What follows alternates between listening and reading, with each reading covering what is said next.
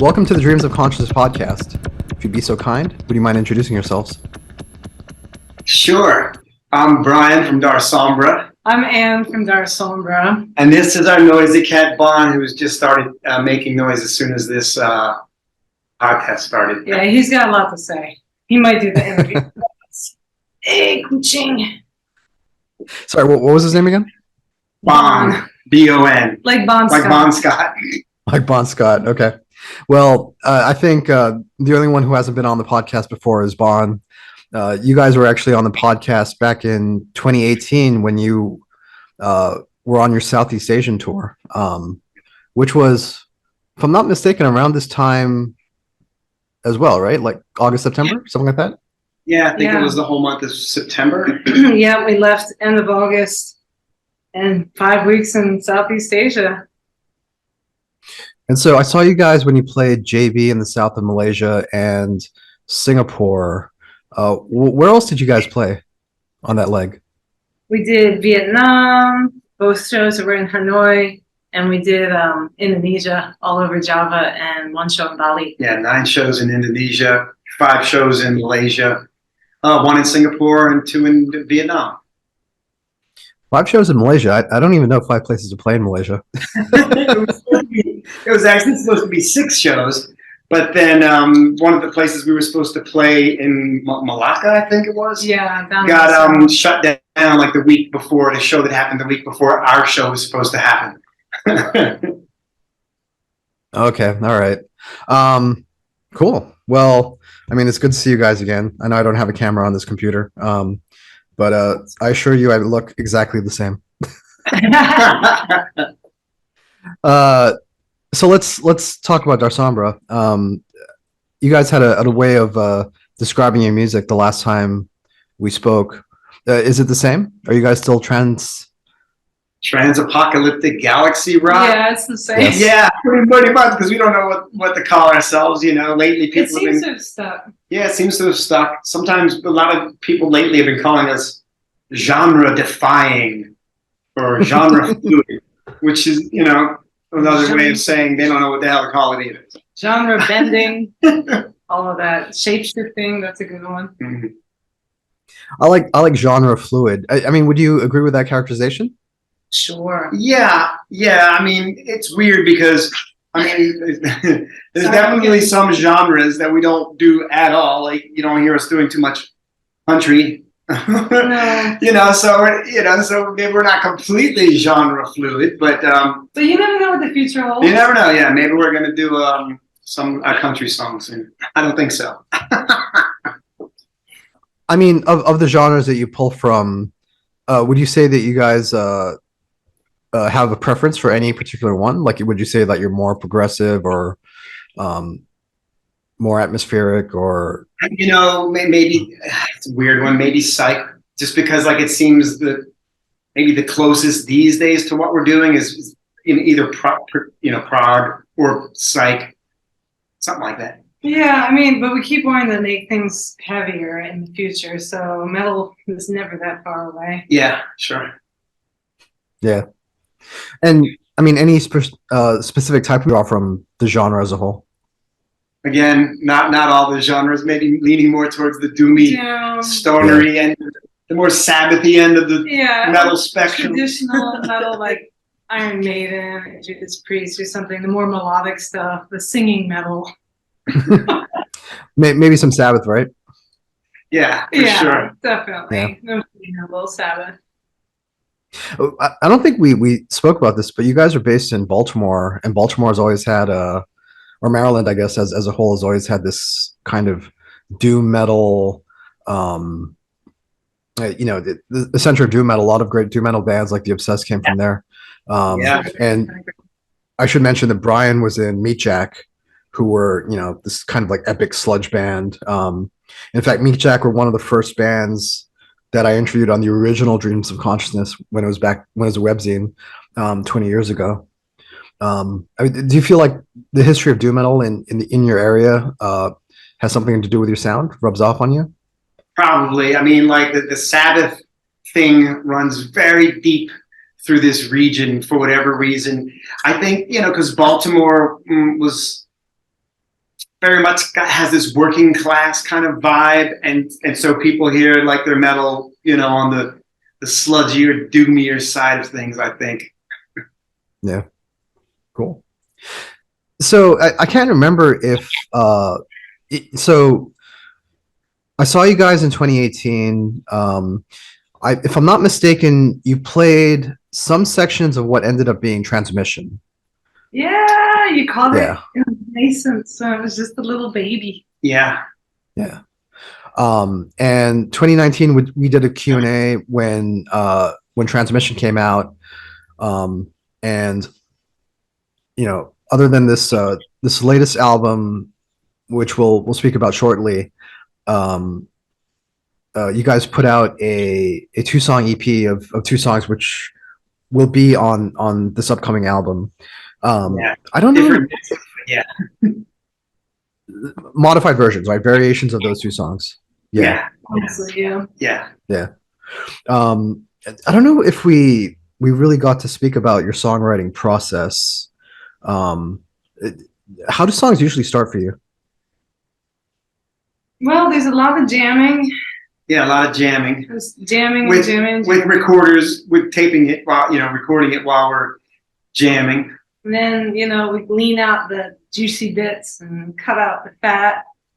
Mostly doesn't seem like it when we make a 40-minute song, but that's maybe years and years of previous jams adding up. Specifically on this new album, there was a lot of jamming. Initially, the newest album, it started when we were stuck in the house for indefinitely. We didn't know, so we're like, oh, I can't go anywhere, I can't do anything. Let's just play music and record it all. About 3 months. Yeah, it was about 3 months in.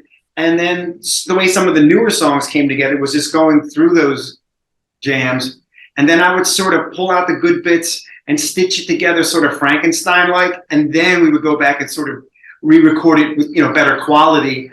But, after I sort of arranged these little Frankenstein bits from the original recordings, okay, I want this to be here and that there and that there and that there. And then we'd go back and sort of, redo it. Oh, I do a little bit. Yeah. Yeah. Wasn't just you. Yeah, well, no, we both do.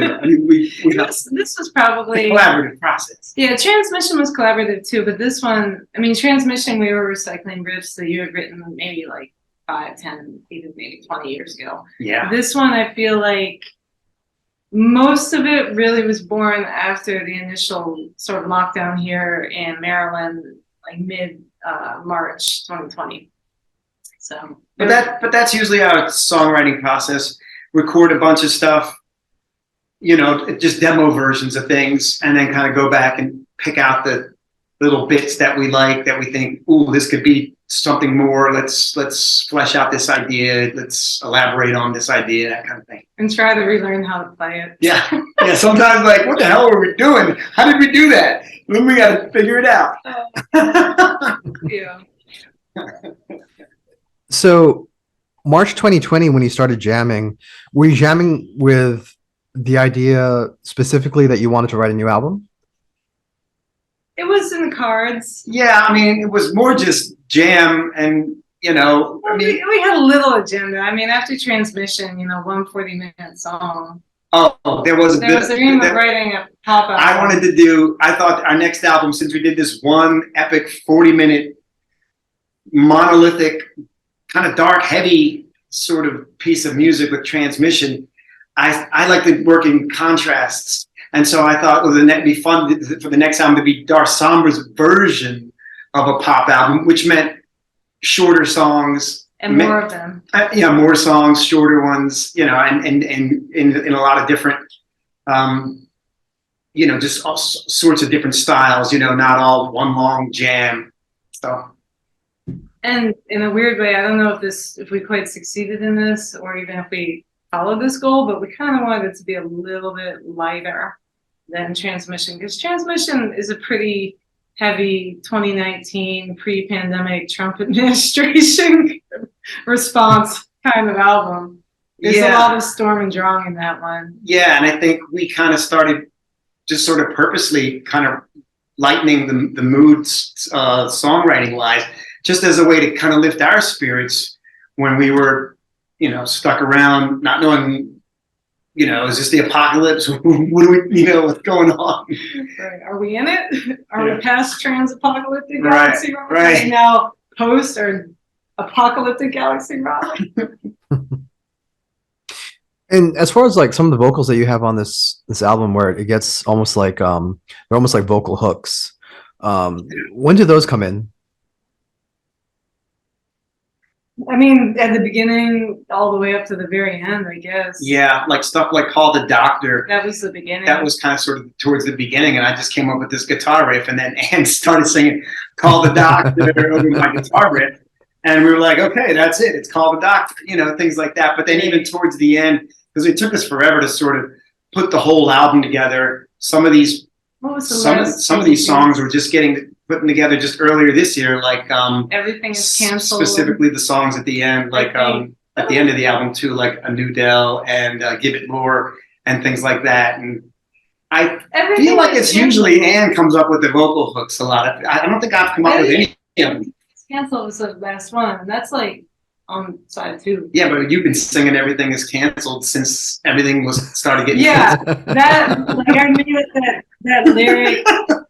It was so crazy. Like, we couldn't go to work, we couldn't do anything. So it was like, all right, I'm gonna work in the garden. I was turning the yard compost, which is like a big pile of dirt, just singing to myself, everything is canceled, the world is canceled. And I think I had a recording from like March 16th or something, 2020. Like, okay, I'll save that for later. And then 3 years later, it gets plopped in. Yeah. So the lyrics come slow sometimes. And not usually always last. Yeah. Well, I mean, it's not. I think there is a perception of whether it's right or wrong, and you can correct the perception, but I think there's a perception that Darsombra is an instrumental band, but you guys, I mean, as long as I've been seeing you guys have been doing some kind of vocals, even if it's just like chanting. Sure. Interestingly enough, there's a lot of misperceptions about Darsombra, and that's one of them. But there were vocals on the first Darsombra album, and I love that one song lyrics, where you're like screaming and it's quiet and loud. Yeah. So there's always been some voices on almost every Darsombra album, but it's not in your face, and it's not like a song lyric like I love you, girl, do have a good day. It's mellow kisses. It's more like just sort of a voice as instrument, as an additional instrument, sort of with the music, or almost sometimes in the background, or just with the music, but never like, oh, this is the song about that girl that broke my heart, or anything like that. No, the lyrics can have a meaning, but even then, it's maybe the meaning comes after the sound. Like, Call the Doctor didn't have a meaning. It just sounded good, and we were listening to that Aerosmith song a lot. And the hand that feeds, I think, and it goes, and I was cracking me up. So I think it just made sense then, but in hindsight, much later, it's like, well, it's a pandemic themed album, so call the doctor, don't call the doctor, like that is germane. Right. You can call it germane. I mean, it sounds like the vocals and the lyrics are more stream of consciousness, like stuff that's lurking in the background of whatever you guys are feeling or thinking. Word salad for sure. Yeah. So the name of the upcoming album is Doomsday Book, and it will be released on August 25th of this year. It'll be released in a few weeks as we're having this conversation. As I mentioned, you guys previewed 2 of the songs, or versions of 2 of the songs were released back in 2021. Call the Doctor, which we just spoke about, and Night Garden. Why those 2 songs? Why did you lead it off with those 2 songs? Those were the 2, I think, that just were like, oh, we wanted to get something out. We're stuck in the house. We want to do something to lift our spirits and to lift our friends and fans' spirits.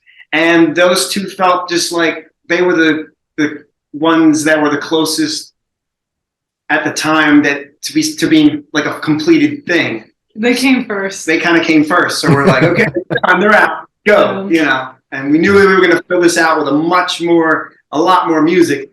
But those two were like, okay, they're ready. Let's go. Let's put them out there now. The rest of the album's probably going to be another year or two before we put it out. So, and also, I mean, Call the Doctor is kind of the single for the album in a way because it's such a everything and the kitchen sink kind of song. I mean, we put a ton of work into the rest of it, but a lot of the other songs were a little more ready-made in terms of like, oh, well, we don't need to put, how many layers of samples and stuff into it. But Call the Doctor was like, yeah, everything in the kitchen sink. And it was kind of the hookiest too, I think, I mean, you mentioned that you wanted to follow up Transmission with a more pop album, and Call the Doctor definitely has the feeling. I mean, not necessarily pop because it's still a pretty long song, but it feels like pop song. Yeah. But like Frankenstein by Edgar Darsombra's version. I was clarifying. Darsombra's version of a pop album. Yeah. Right. But it does have the feeling of almost like a 60s or 70s kind of like, like arena rock, or maybe not arena rock, but like, big single from like the Who or Queen or something like that. That was all intentional. Yeah. We wanted to be somewhere between krautrock meets Sweet meets the Who, meets Kraftwerk. Yeah. all of our favorite stuff, and just the idea was to just kind of don't be afraid to be ridiculous and preposterous, because we've done the whole doom heavy thing. We thought let's be fun and funny, on this. So for better or for worse. Yeah. I mean, who gives a shit, right? Great.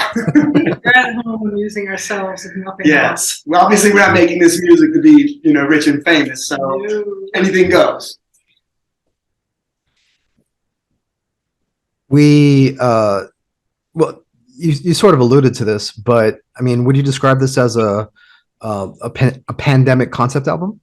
Yeah. Yeah, for sure. Definitely. Yeah. In a way, putting it out feels like sort of closing the door on that quarantine era of our lives, and and didn't go on to the next phase, And each song, like the order of the songs, everything kind of tracks our mental state from like, oh shit, what is this? This is happening. Oh, this is really intimidating and anxiety provoking. Like that very first feeling is Shelter in Place is the first song on the album, all the way up to like learning how to cope with the anxiety and stress and frustration, all the way to, okay, we're going to get vaccinated. Okay, we're vaccinated now. If that is going to help us, we'll find out. And finally, we're going on the road again. Like the last song is like a return to the road, kind of. Right. Like, hooray, we're going to do it again. And so it does follow that arc of like panic to sort of acceptance to hopefully, it's behind us. Traditional Western literature has the concept of the prodigal son as like a character, the protagonist of the story, going on this great journey, like The Hobbit or something, and then coming home, living to tell the tale. And the great journey for us was not like, oh, we're going out in the world. It was more, we're going in. And we're hoping to live to tell the tale. And then the album is the telling of the tale. So this is like your Joseph Campbell hero's journey? You guys getting back, escaping lockdown and getting back on the road. Yeah, but Joseph Campbell, like if it was acted out like by the Muppets. So is the narrative linear, or I guess maybe narrative's not the right word, but totally linear. I mean, I could literally go through it we could go through every single song with you and tell you, and this is when this happened, and this is when that happened. I mean, it's sort of loose, but also it does follow an arc. If you listen to, it's a double record, and if the first half is much more like sort of heavier, panicky almost, tension filled, and the second half is a little more like we can do this. Like, okay, we got this. It's not the end of the world. We're gonna live through it, and so cultivate. Which isn't too dissimilar to the story arc with Transmission either. So it does seem to. But Transmission is more external to me in terms of like it's a reflection of the world that we were existing in, like outside of our home. Like, oh wow, like there's a lot of like crazy shit happening and concepts of death. It's kind of plays with that. Like the first half is this very sort of Judeo-Christian, you're gonna die and go to hell kind of thing. And the second half is more of like, you might get reincarnated. It might be awesome. So yeah. Whereas I think this one really, the prodigal son is just the people who are returning to the road. That's the return, is ironically leaving the house is being the prodigal son as opposed to coming back to the house. It's more the journey within. I mean, you mentioned that you released Call the Doctor, Night Garden first because those were the first two songs that you completed. How clear of an idea did you have going into the album of the narrative arc that you wanted to have and the way that the album would be structured? I think we started compiling the demos. I have a vivid memory that by summer 2021, we had a playlist on my little iPod with all the demos in pretty much the order that the album ended up turning out in. So at some point over the winter or maybe the spring between 2020 and 2021, we sort of had arranged the demo and it was sort of like, oh, maybe if it goes like this, it would feel nice. Like the flow of the music would feel nice. And then we ended up pulling out a lot of stuff because we had way more stuff recorded than even a double record. It was like a triple record or more. And we were like, well, we gotta cap it at about, the 80-minute mark. So we had 3 hours of demos. Yeah. Like that playlist was 3 hours long. But it was my favorite album of summer 2021 was our prototype version of the Doomsday Book. It was really neat. And I imagine some of the stuff that didn't make it onto the album will end up surfacing at some point in some capacity. Cool. I'm curious, at what point were you happy with the music you had written? When was the writing process complete and you're like, we're ready to record? Well, the recording, oh, yeah, that's an interesting one because our process is so weird. It's like we recorded first in a way, and then there's like this editing and filtering, and then, I mean, yeah, it was sort of put together almost like a jigsaw puzzle. Yeah. Like some parts were recorded. It wasn't recorded like we hadn't finished the writing. Like we were. It's like we were writing and recording it and revising it as we were recording it. So, really, we were recording parts of it as early as 2020. And then even up to earlier this year, we were still recording little bits, fitting in things, changing, little things or fleshing out stuff that we had recorded previously. It was put together very jigsaw puzzle, like a lot of it. And there's even bits that ended up from the original jams. There's only a couple of bits, but there's a couple of bits in there that we've just like, this is done just the way it is, and just kind of plopped it in the middle of a song or edited it in somewhere because we were like, this is a complete piece just like this, but we need to figure a way in and out of it. And so we then had to record getting in and out of these parts, So it was weird. It was never, it was being recorded and written at the same time. So there's something kind of funny in the process too. Like for example, with Call the Doctor, a lot of that was composed around like that sort of bass line keyboard line that's right. Like a D, A, and a D. The whole song has it going. And, we're the playing sequencer part in the background. Like an oscillator. Yeah, and technically it's an arpeggio on my synth. Like I'm using the synth as an arpeggiator. But like playing with like the cutoff and low pass filter and all that stuff with that kind of gave us like, oh, well, that kind of sounds like this, and I'm gonna put that in. So it's kind of like the song sort of composed itself in this weird Mobius strip type thing. And that wasn't, I don't feel like that was exclusive to Call the Doctor. I feel like a lot of the songs on the album would like inspire themselves in different ways that we could have even predicted in the initial composition of the songs. There was a lot of evolution. Yeah, it's almost like having a pretty fleshed out sketch, but then starting to elaborate on it and put little decorative bits on top of it, you know. Mm. And we should mention that you guys have your own studio, your own home studio. We're in it right now. It's not very fancy right now. I'm curious what your setup is. Are you recording to a computer? Are you, Yeah. That's right. Yeah, well, there's nothing too It doesn't look too exciting. It doesn't look very exciting, yeah. Yeah, I have an interface. I have what is this? I had a PreSonus, but I got Focusrite now. It's a Focusrite interface into my Mac computer, and I got some decent mics, and you know, and a couple of decent studio monitors. It's nothing too fancy, but you know, it serves our purposes. And I've been recording my own recordings since like the beginning of my band before Meet Jack even. And I just love the idea that at any given time, I can go into this room in my house somewhere and just start putting down something. And I don't have to be like, oh, I better book some studio time. And oh, that's going to cost me this money. And all of a sudden, and also the idea that if I want to, I can experiment. Sometimes it's a good and a bad thing, because you know, if you have a studio time that you have to book and you have a time and you're spending money, that can really help you sort of, well, we got to get this all together before we go in. And here we can just doodle and noodle around for days, on weeks, and months and years on end, and try things 17 million different ways. And it's fun, but you know, I don't know. It can be a good and a bad thing, you know. So. It enables creative long-windedness. Yeah.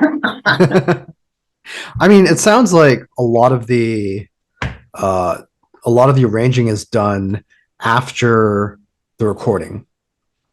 Is that a proper way to say it? Yeah, a good amount of it, yeah, for sure. I mean, after the initial demos, yes. Then we kind of go back and sort of chop up those demos, and here's the chorus, and there's the verse, stuff on top of that. And then we'll keep adding stuff on top of that as well. And because we're working, you know, in our studio, we can sort of just kind of again move things around and like, oh, let's open that up for 3 bars and stick something in there instead, and just juggle it around. So yeah, there is a lot of experimenting as we go as well.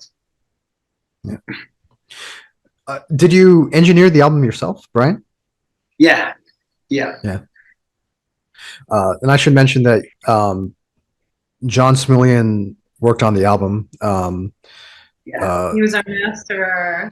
I've been working with him since Meet Jack days. He recorded Meet Jack's Trust album and our Days of Fire album, and the Damned Meet Jack split, and some earlier Darsombra stuff. But now I just record at home because I just love the freedom I have and how much time I have to experiment and stuff. And I'm not on anybody else's time. And, you know, but then I totally trust his ears to make it, make it jump out of the speakers at you, hopefully. It's funny. I was thinking about this, sorry. And to keep jumping back to Meet Jack, but, you know, in a lot of those old sludge albums were not particularly well recorded. And I think the thing that stuck out about Meet Jack to me was like, you guys had this huge epic sound. John. John, yeah. Yeah, he's the mastermind. Yeah. We wanted it to sound good, you know, like big, like a Melvin's album, or you know, any of the metal bands that we were hugely influenced by at the time. You know, we didn't want it to sound like, I know some people like that aesthetic where it sounds like it was just recorded on a boombox at a practice space, and that has its place as well. But John goes the extra mile. Yeah, he really is very, very thorough. I'm so glad we worked with him on this album. And working with him was a total, just even the beginning working with him was like a total. It just kind of happened, you know, by chance and serendipity. He was a fan of the band, and he came up to us after a show and said, "Hey, I'm putting together a studio. Would you want to record something? Would you be interested in recording something there? You know, just, you know, you'd be doing me a favor," is what he said, because I guess he was still learning his chops and learning, you know, getting his studio together and all that stuff. And when we heard the results, we were like, "Oh, this sounds really good. You know, we should do a lot of stuff with this guy." I mean, beyond his skills as and today's his birthday. Happy birthday, John. Happy birthday, John. Even if we won't see this until after. Yeah, belated happy birthday, John. But beyond his skills as an audio engineer, why do you think the relationship has worked as well as it has for as long as it has? he's a fan. Right? Because he's a fan, and then we became friends. I'm at the stage now, and I've always kind of been this way, but even more so now where, I'm not doing this to be rich and famous or to get in the industry or anything like that. I much prefer a handshake. I much prefer working with friends. I much prefer that sort of DIY aesthetic to what I do. It's important. It's my comfort zone, if you will. And so I think that's better. I've had some not so good results in the past of just sending something off to somebody and, like a master or whoever, and then getting back whatever, and then just, I don't really know this person, and, he doesn't really, I don't even know if he gives a shit. And I've also had really good results too doing that, but this just felt really good. And so for the last several projects, I've always worked with people here in town, and John was actually out of the game for quite a while. He only just recently, we started, he went and had a family, and he was kind of, didn't have time to do the indie DIY, no money in it music, thing for a while. And now his kids are grown, and he's got himself in a better position where he has the time and wants to work on that stuff again. And so I had him start. I think I started as the pandemic was starting. I had him remaster some Meat Jack stuff that we put out on Bandcamp, and he was happy to be doing this stuff again, and I was happy for him to be doing this stuff again and to be working with him again. So this is great. We're happy as clams to be, have John back in the saddle. That's awesome. So in addition to the music that you guys created for this album, there's also a booklet and some videos that you created to accompany the album. And can you tell me a little bit about the booklet that you created and some of the videos? Oh yeah, the booklet, the Doomsday Book. The Doomsday Book, exactly. Yeah, I mean, this was an idea that I think we came up together with. Probably, I think you had the idea. You wanted to have like this magical mystery tour style booklet. Well, I mean, I grew up with like Kiss albums and Dead Kennedys albums of all things. And I was always impressed that both of those bands, you would buy their albums and it would come with like posters and booklets and inserts and all kinds of cool stuff. And so I always wanted to do that, with a band that I've been a part of. And, that stuff is always, they say, that's expensive. But we thought, well, what the heck? Let's do it. Let's blow it out. We had savings from unemployment insurance. We were ready. And I mean, I remember specifically loving to listen to the Beatles' Magical Mystery Tour and like look at each page in the booklet as I went through the album, as if I was going on this journey with the musicians. And I feel like the booklet for this album, there's a page for every song and an image that kind of reflects the ethos of the song. We came up with them all together. Some of them are pictures from those dark years between spring of 2020 and I guess 2023. Yeah, I guess all the pictures were from then. Yeah. Or there were stills from the videos, but the videos were all shot then too. So yeah, it's all imagery from that time. Some of it's from when we would go on little weird tours once we got vaccinated. And then others were just pictures of life around our home. And the booklet also follows the story of the album, right? From the beginning of the pandemic to you guys going back on the road. Yeah, I mean, it's like it illustrates themes. Like the shelter-in-place image shows an image of I forget what these birds are called. The ones that build like little nests out of mud on the sides of cliffs in the desert, and chimney birds or something like that. And obviously that wasn't a picture that we took at home because we don't live in the desert. It was a picture that we took on tour in the fall of 2021. But, it reflects the concept of like, all right, hide in your homes. Because that's what you can do right now. If you have a home, go hide in it. but yeah, then some of them are stills from the videos, like Call the Doctor. That was a still from the video. Night Garden's not necessarily still from the video, but production shot. And what's it? Give It Lore. That's a still from the video. The videos are coming together. I mean, the goal would be to put one out for each song and then put it all together. It's essentially a feature-length film because it is 75 minutes. So that is feature-length. I mean, Transmission was 40, so it's half feature-length. And so far, we've got a good 33 minutes done of 75. So keep an eye out in the coming years as more videos get churned out by the in-house Darsombra video production crew, aka me. And you released a number of these videos on your YouTube page. Is there a plan to do something like a DVD or anything like that? Yeah, I'd love to do that.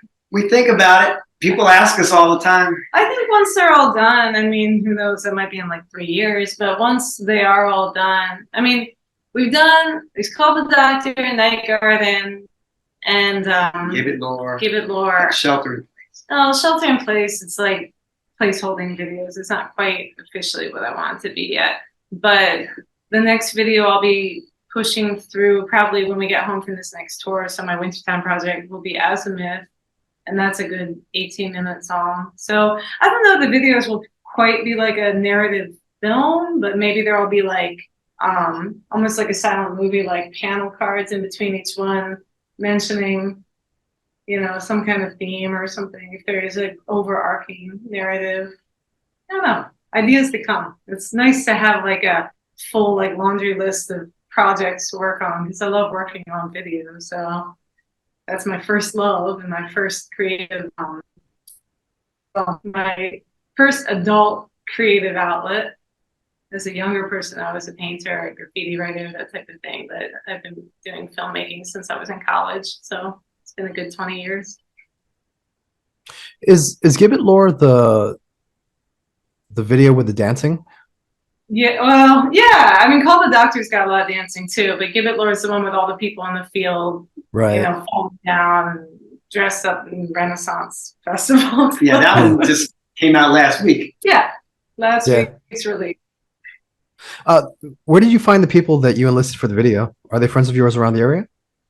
Yeah, I mean, we put the call out, and I mean, that day it was funny because it was actually the day that we filmed that was the rain date. So it rained out right now. Right. I think had we done it on the actual day of production originally, then we probably would have had even more people. But as it was, I was so grateful for all the people that came out, friends of friends, people who are curious, people who've seen our work before and want to be part of the fun.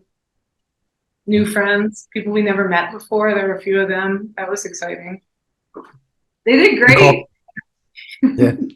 You called the dancers? We called them? Yeah. No, sorry. I made a bad joke. Sorry about that. Oh, the dancers. Oh, yes. Thank you. Took us a second. We're slow. They're a little slow over here. Speaking of videos, I should mention that the audio visual component is a big part of your live shows. Yeah. And you even brought that with you to Southeast Asia. Yeah. And we will again if we ever get back, which we hope we will. So as you guys are planning this tour coming up and you're coming up with your set list, do you also have to keep in mind what visual is going to accompany you while you're playing? Definitely. Yeah, because there's a specific visual for each song. It's not just like, oh, just put on that thing of with the skeletons or the clouds. You know, there's actually like, yeah, all the visuals are composed to each song, and you can see that they change with the changes in the song and stuff. And so, yeah, we put together the set list based on, one, do we have a video for this song? You know, and then we just kind of go from there. We've got several hours worth of stuff now, but we always try to keep it through the newest stuff whenever we play.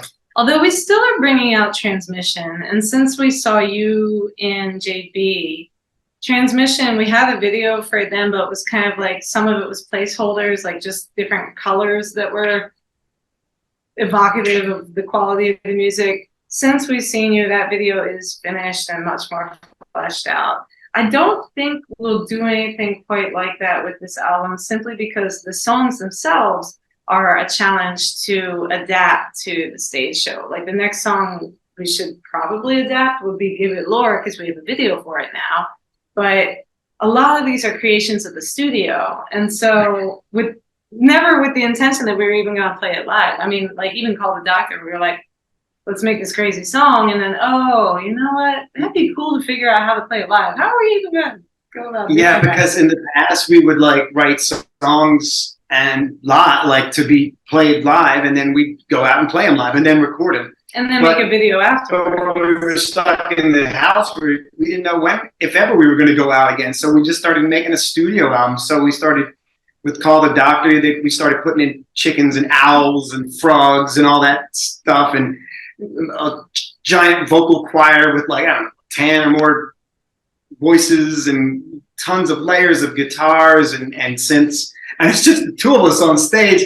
So now we're kind of having to go back with this album and be like, how do we adapt some of these to live? So, so that's a challenge.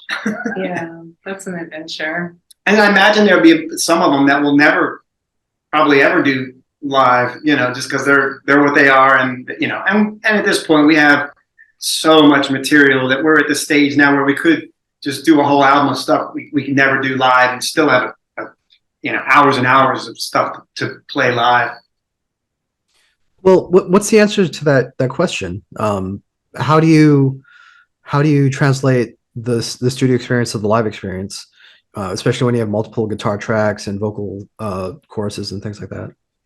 I know, like lots of loops and layers, and flying in the occasional like backing thing or something like that. But but yeah. But because we don't have a drummer, it's kind of integral for us to have at least one loop, whether it's a synth loop or a guitar loop or something, to help us keep the tempo of the song. And conveniently, that loop is what we time the video with. And so, like, if I compose a video following that loop and I trigger the video when he triggers the loop, they work together really nicely. And I guess it gives you kind of a signature, like, oh, the music and the video happen at the same time. Wow, that's wizardry. It's like we just pulled up the curtain and showed you the Wizard of Oz hiding behind people say, is it MIDI? How are you doing that? And it's like, no, it's a lot of just like, and go. And we can look at each other and go. And now you know what the man behind the curtain looks like. Pay no attention to that man behind the curtain. So when the album comes Wizard out, of Oz and 2001. Yeah, that's what our band is based on. 2001 and Wizard of Oz. Yeah. That's about it. That's Maybe pretty a little bit of Alice in Wonderland. Yeah, sure. But the book. And Scooby-Doo, don't forget. Oh yeah, Scooby-Doo. Can't forget Scooby. These are the things that drive Darsombra. Scooby-Doo. So when the album comes out, you guys will be embarking on a 2-month tour. Just North America? Well, yeah. This time around, this run is North America and so US and Canada. Yeah, and then I think next year we're going to hope to try to come to Europe and I don't know, wherever else. Maybe we'll come back to Asia. Just wherever we can go, whatever the whatever it looks like. Wherever the love is. Yeah. Go where the love is. Go where the love is. Go where the offers are. See what we can make happen. So people will be able to get the full run of tour dates on your website and on your social media pages. But is there anything in particular you want people to know about as far as festivals you're playing or things like that? I mean, we got some cool shows on this tour. We're playing the Mushroom City Art Festival in Baltimore at the end of it. And we're playing the first Black Hills Psych Fest in the middle of it. And we're playing... we have our first show on Protection Island in British Columbia. That's an island between Vancouver and Nanaimo. And we actually have to take our gear on a little boat or something out to this little island to play. Yeah, we can't take the whale van. That'll be fun. And the whale van in town. And we're playing couple other festivals. We're playing the Shadowwoods Reunion Festival. That's actually the last date of the tour, which is really a nice place to land because they've really made it very homey for us. They are just they have accepted all of our art shit. Yeah. We're like, you metal. They are the most metalheads. This is not, we're not really a metal band, but they love us. They still love them. And so we love them, and it's a great place to land. But to be fair, the curator, Mary Spiro, does have a really unique vision when it comes to metal, and I find that what's so cool about playing the festivals and shows she puts together is that no two bands sound alike.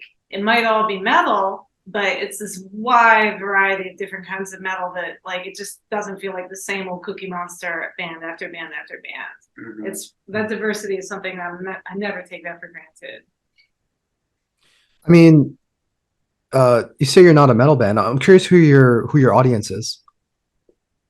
We are too. We are too. Verse Bills. That we have metalhead fans, and we have metalhead elements in our, and metal elements in our music, obviously. But we just played a noise experimental festival this past weekend, and so we have, we're not really a noise experimental band either, but we have elements of that in our music, and so like, again, the genre fluid right. moniker. Title, whatever, kind of works with us because what about the Mushroom Festival? And we're playing the Mushroom Festival because we have the psychedelic element to what we do as well. And so to be fair, there's a personal connection there too, because I mean, with mushrooms, like, they're helpers for video composition, creative composition, sure, but also beyond that, the Mushroom Festival's in the park where I shoot a lot of my footage. Yeah, it's in the park, right in our backyard, basically. Most of Gibbet Law was shot there. A lot of a lot of transmission was shot there. We actually moved here to be next to that park. So that's how it's fun that all of a sudden, years after we moved here, they moved a Mushroom Festival into that park and we get to play it. So. Right. It's a 1,200-acre urban forest in Baltimore City. So what more could you ask for? Yeah, it's like if you go in there, you wouldn't even know you're in the city. Of course, you can hear some helicopters and sirens way off in the background. But other than that, to look around, you could be, in Oregon or any number of California, California. You wouldn't even know, So that's really important to us because we thrive off of that kind of a thing. I mean, we're city dwellers. We live in Baltimore. We like the art and the culture and stuff, but we really like the nature a lot too. So that's very, very important for us. I mean, I've seen you guys at St. Vitus. I've seen you guys when you played in Singapore. You played a rehearsal. A jamming studio, basically. And the place that you guys played in JB, I can't remember the name, but they have regular metal shows there. Yeah. Embrace Hall, something like that. I can't remember. But yeah. Is there a preference that you have for playing live? Like, do you like being indoors? Do you like being in clubs? Do you want to be outdoors?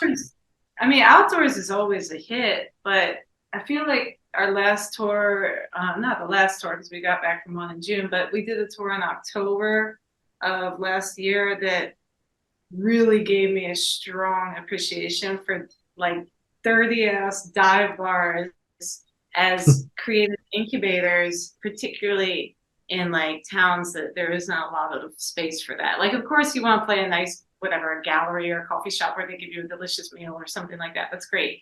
Or a big festival outside where there's trees and sunsets too. Right. But the dive bar, I mean, I'm not even really a drinker. And yet we find ourselves in dive bars till 2, 3 a.m. regularly on tour. And I used to really get kind of chagrined about that because, it's like, did they clean that floor like 30 years ago or what? Like, there's just that sense of, like, I don't want to say stagnant energy, but, like, there's a pile of energy over the ages that's been piled up there. You can feel the ghosts of the space. And I think that used to make me kind of uncomfortable. Now it's like I want to roll all over the floor. Like, no, the dive bar is great. Like, this is the creative incubator because this is what people have here to access DIY music and culture. And I think what I like about what we do is we can do it anywhere. You can stick us in the middle of the desert, or you could put us in somebody's basement, and anything in between. And we're just going to make it our own space and do our thing. And we're just as comfortable in any of these spaces. Remember when we played a garden center? Yeah, we played the back lot of a garden center amidst all the plants and the I mean, like anywhere. mulch. It does not even matter. I feel like the last tour we did, we had some really funny spaces too. I'm just trying to remember what they were. We played someone's living room in this very beautiful, haunted-looking house. It's just, I know that's not that weird, but weirder ones, it'll come to me. We love it all. Yeah, we really do. We're happy to be anywhere. Being the noodle shop in freaking San Luis Obispo. Oh yeah, we played the noodle shop. Also a very haunted place. It's like really old noodle shop. It's supposed to be one of the most haunted places in San Luis Obispo. Is this noodle shop, and we played in the upstairs, and it was that was fun too. Yeah, I really enjoyed playing outside our friend's record shop on a reservation in South Dakota. And we'll be going back there on this upcoming tour as well. The Dakota Sioux Reservation, because that was outside under the stars. We kept he kept pointing out UFOs to us in the sky. That was pretty cool. So this is slightly tangential, but you're talking about the dive bars. Brian, do you remember the place that you played? You played so many shows. You played in New York a lot, so I don't even know if you'll remember this place. But 2008 in New York, it was like this little basement place, maybe the cake shop. I'm not sure. Oh yeah, totally. There was a bunch around that time. It seemed like every place I landed in, and this was back when Darsombra was just a one-man band. But it seemed like every time I landed, first of all, this was in Manhattan, was still doing shows. I don't even know if you could. And now we play Brooklyn. We hardly ever play Manhattan. It seems like all the weird little DIY crusty underground places have been, shoved outpriced or whatever. But I remember at that time, like all the shows I was playing in New York were in these tiny basements. You had to go down a little stairway, and then there was a tiny little room, and then you had to load through it. The way people came in was the same way people loaded out, and they were always running another show right after yours, usually like a DJ thing after the bands.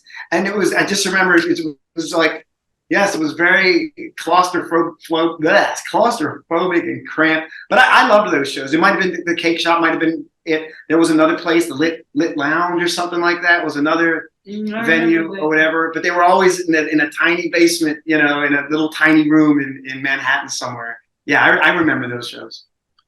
I mean, the thing I like about shows like that is, we talk about the underground, and you were literally playing underground, but but there's an element of like, you're at a speakeasy and you have to know the guy to find out about the show, and it becomes this very like close community of like people who genuinely want to be there to see the band. Do you know what I mean? For sure. The quest. As opposed to like, it's Saturday night, and so they're going to go to Gilman or St. Vitus or whatever. Right. The regulars who have, Yeah. And we still play places just like that. Oh, remember when we played Paris last? Yeah, that was in a tiny dungeon basement underneath of this bar. Yeah, that was real, with like vaulted ceilings and stuff. It was kind of like if you ever see that movie Triplets of Belleville.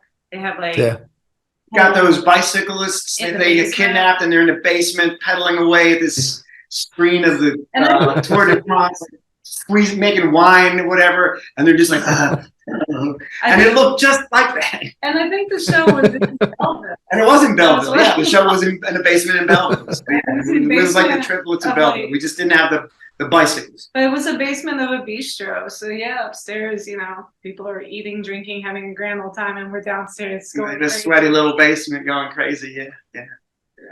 Another friend Shantitas. Yeah. That's amazing. Shopping. So Doomsday Book will be released on the 25th of August of this year. Brian and Ann, tell people how they can order the album. What's the best way to get it? Well, there's two sources right now that are easiest. 1, 2, count them. One is darsombra.com, and just go to the shopping, whatever the store, the merch page, whatever the merch link is. I think it's called online store or something. And the other one is to go to our Bandcamp page, and you can go to the merch section of that too. And it comes in limited time only. The new albums comes in these special bundle packages where you can get a limited edition t-shirt that we're only doing as like this one-time thing that'll come with it, or like a little handmade bismuth crystal, and has been making bismuth crystals as part of Let me see if the a little one as part of a COVID hobby that she's started getting into. They're all giant bismuth crystals in here. Yeah. Then there's a bismuth crystal on There's the one album on cover, but where she has little handmade ones, so you can even get special bundle packages, or just buy the record. It's gonna be double vinyl or a single CD or digital. There's currently no plans to release it on cassette, but I imagine at some point maybe a cassette edition might end up making its way out there as well. I don't know. We can find the manufacturer. They'll do, I guess, 40 minutes per side, 45 minutes per side. Yeah, we don't want to do one of those double cassettes. That's too much. Almost plastic. Yeah. We spoke a little bit about the booklet. Do you want to say anything else about what people will get from the vinyl?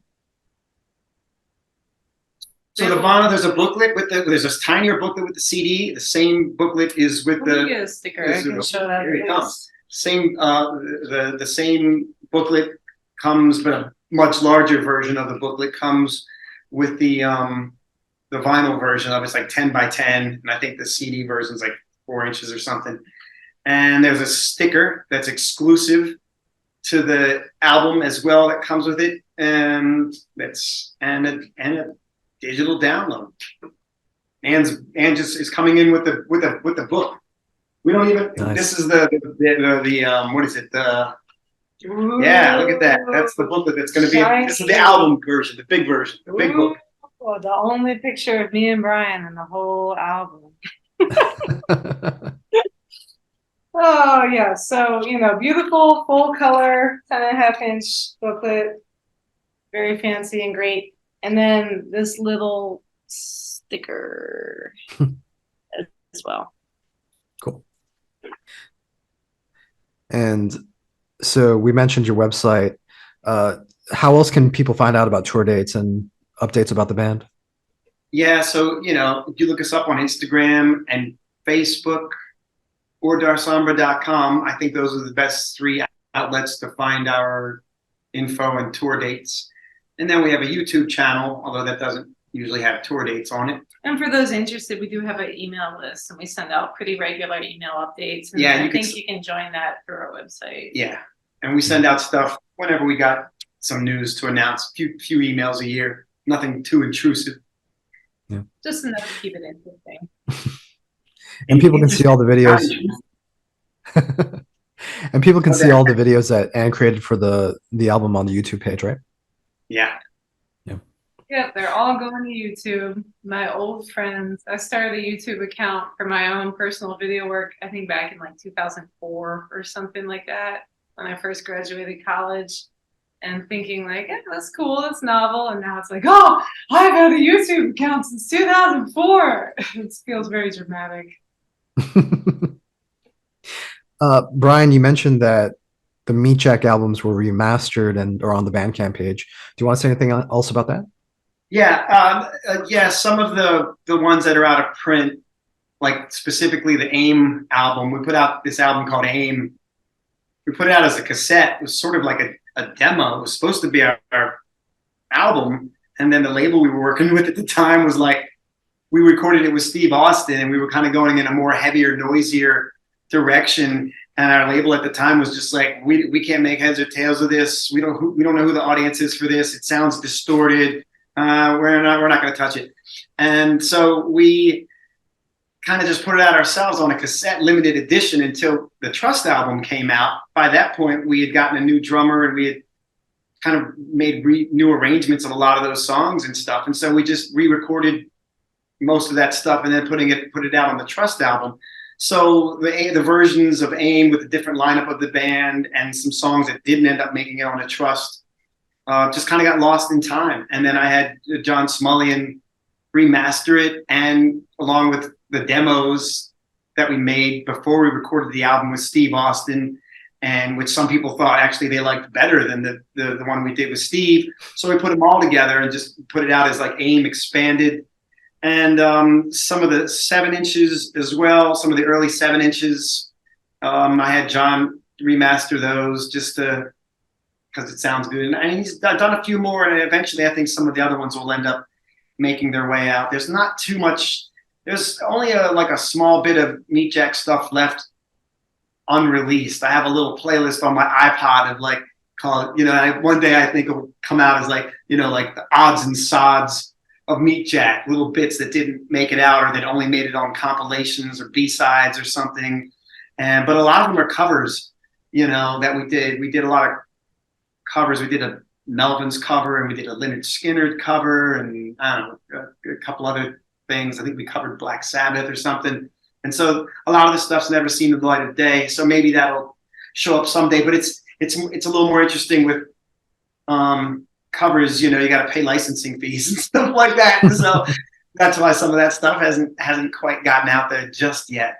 But who knows? Maybe one day somebody will be interested. I'd love for a label to get interested and put out vinyl versions of those records, especially Trust or Days of Fire. I think those will be awesome albums to have on vinyl one day. Who knows? They came out during the era of CDs when nobody was really making vinyl, so they never ended up really getting to that format. I mean, grief came back has come to grief. There's this whole rediscovery of a lot of those bands that maybe didn't get the attention they deserved back in the 90s. So I'm sure someone will get in touch with you sooner or later. Well, I'm ready. Very cool. I'd love to get it back out there. It's good stuff. I'm proud of it. Is there anything else you guys want to say? Thank you, Adrian. Yeah, thank you for this interview. We're really excited about the new album coming out, and we plan to tour a bunch on it. Like you mentioned, the tour coming up, the North America tour we're doing. But there is a plan to follow it up over the next few years with, going to Canada, hopefully coming back to Asia, maybe going to some places we'd always wanted to go but haven't been to yet, like South America or, who knows where, maybe.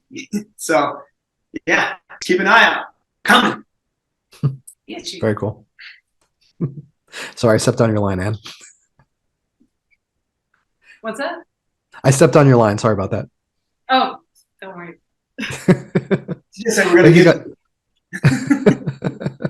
Thank you guys so much. Thank you.